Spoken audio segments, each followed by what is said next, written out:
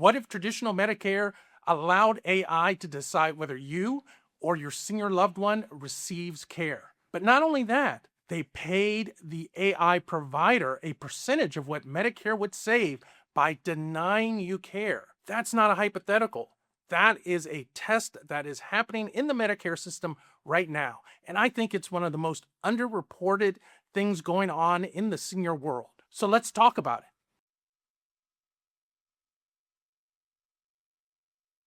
I'm Rich Fleming, one of the owners of Heart to Heart Senior Placement, and what we do is help seniors and their family identify the best long-term elder care communities for the senior based on their needs. And that's done at no direct cost to the family or the senior. So if you have any questions about a senior transitioning from home to a care community, that's what we do here.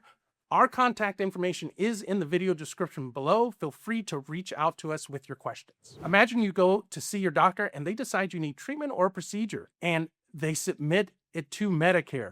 But instead of being able to just proceed with the treatment as traditional Medicare allows them, now it goes through AI and AI denies the claim because they considered the treatment to be unnecessary or of low value. Now what happens? Your doctor has to fight to get an approval. And in the meantime, you wait and potentially suffer. And the company that provided the AI system, well, they're being paid by AI based on the savings they got for denying you your care. So in this video, you're going to learn three things. First, what exactly is Medicare testing?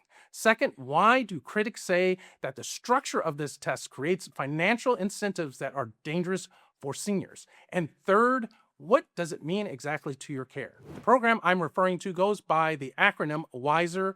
It stands for Wasteful and Inappropriate Services Reduction. According to the CMS page, CMS stands for the Center for Medicare and Medicaid Services. It is a 6-year test program that started on January 1st, 2026. The test is only being conducted in 6 states right now, and those states are Arizona, New Jersey, Ohio, Oklahoma, Texas, and Washington. And the test will only cover a very limited set of procedures, which CMS says are very prone to overuse and fraud. Now, as you may know, under traditional Medicare, coverage is generally provided if your medical provider deems a procedure or treatment as medically necessary.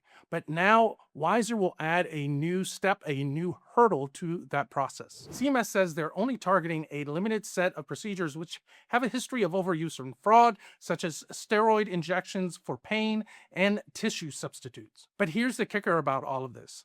According to the CMS website, the AI providers will receive, and I quote, a percentage of the expenditures associated with averted, wasteful, and inappropriate care, close quote. What does that mean in English?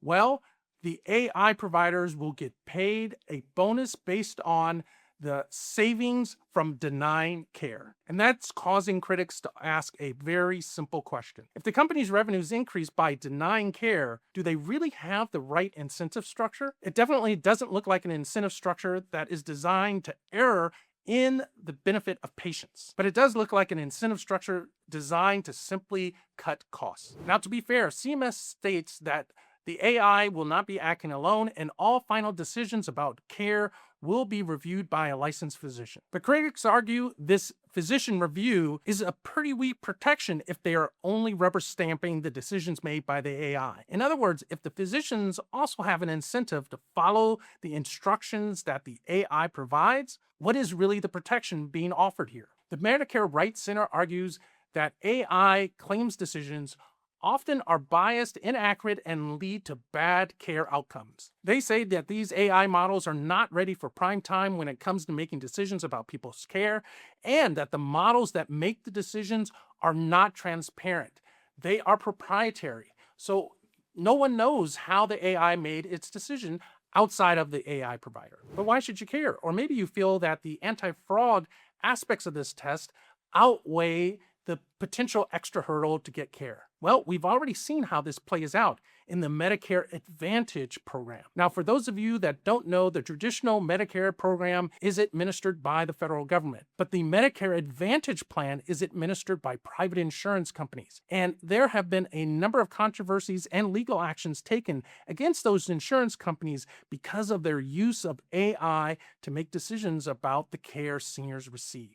Let's take United Healthcare and NaviHealth as an example. Now, according to Healthcare Finance News, a federal judge has allowed a class action suit to proceed against these firms for their use of an AI system called NH Predict. Now, according to the lawsuit, this AI system was used to deny post-acute care claims without any human review. Now, according to the lawsuit, this AI system was used to deny post-acute care claims without human intervention, and that the system had a 90% error rate. So in other words, when claims were appealed, 90% of the time, they were reversed. Now, United Healthcare and NaviHealth have denied these claims and said that the AI system is simply a guide and the final decision is made by human medical professionals. But when the United States Senate looked into this, they found that the percentage of claims that were denied rose dramatically as these systems were rolled out. So to summarize the concerns about these AI systems making claims decisions, first, what is the level of human oversight of the claims decisions made by the AI? Second, why in the world did the government create a system that gives the AI providers a financial incentive to deny care? And third, there's no transparency about how these AI models actually make decisions about claims, nor their accuracy in doing so. And to combat this particular problem, the Electronic Frontiers Foundation filed suit against CMS in March of 2026 to get more information on exactly these points. Now, AI in medical decisions does make people rightfully nervous. I mean, research shows that a single typo can cause an AI system to go haywire, and it can affect not only an individual claim, but because these AI systems learn, it can affect other claims in the future. But here's the biggest criticism a lot of people have of this test. If CMS deems this test successful, they can roll it out to more states and for it to cover more procedures. And we could see the slow chipping away of the traditional Medicare system to the point where it matches the private insurance system. Now, in conclusion, let me be absolutely clear. No one is in favor of fraud. The federal government should be fighting fraud in the Medicare system at every turn. But I question whether this test and this model is the best way to fight fraud.